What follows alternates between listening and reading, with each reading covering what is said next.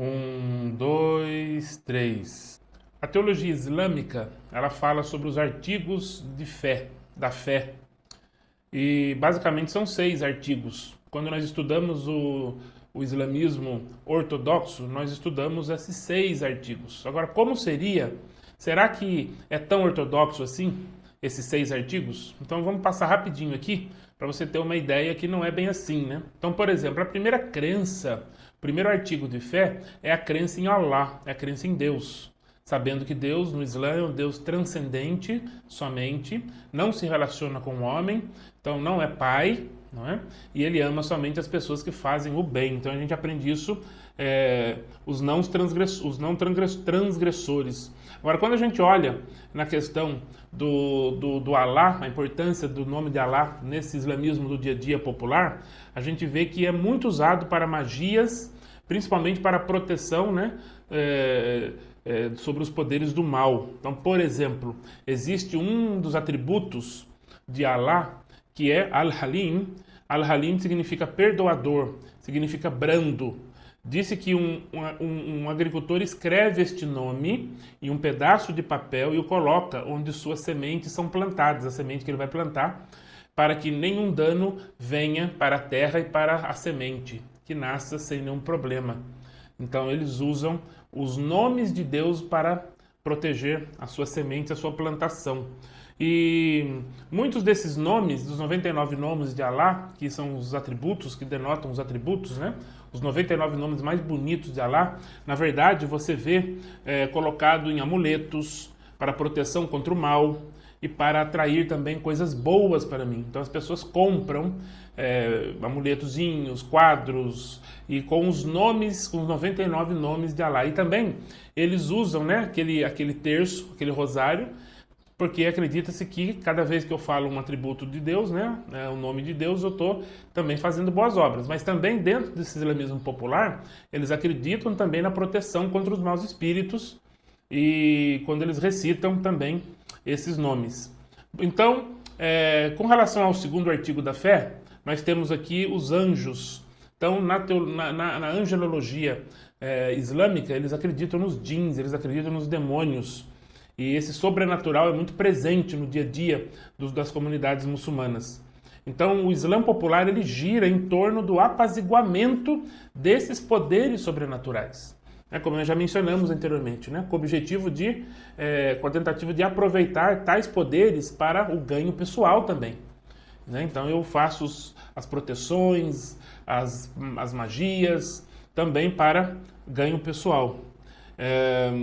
Então há muita coisa com relação a não deixar os djinns, os maus espíritos, sussurrar no ouvido. Então eles pegam textos do Alcorão. Então existem muitas práticas populares também com relação aos anjos, né? E com relação aos livros sagrados, né, o principal nós sabemos que é o Alcorão, e o Alcorão também é usado extensivamente para os encantos e também nos amuletos. É comum que palavras do Alcorão sejam escritas em pedaços de papel com tinta, que é então levado, né? Pega essa tinta, põe dentro da água, então a água fica azul, vermelha, de acordo com a tinta, e ali é feita uma oração e a pessoa bebe para ser curada ou também para proteger o seu corpo. Então é muito comum essa prática de pegar textos do Alcorão, escrever, colocar no copo e a pessoa beber. Porções do Alcorão são pregadas em portas de madeira como proteção no lar. O Alcorão é recitado como proteção contra também os espíritos malignos. Então olha que interessante tudo isso, né? No Islã popular, o conceito de mensageiros.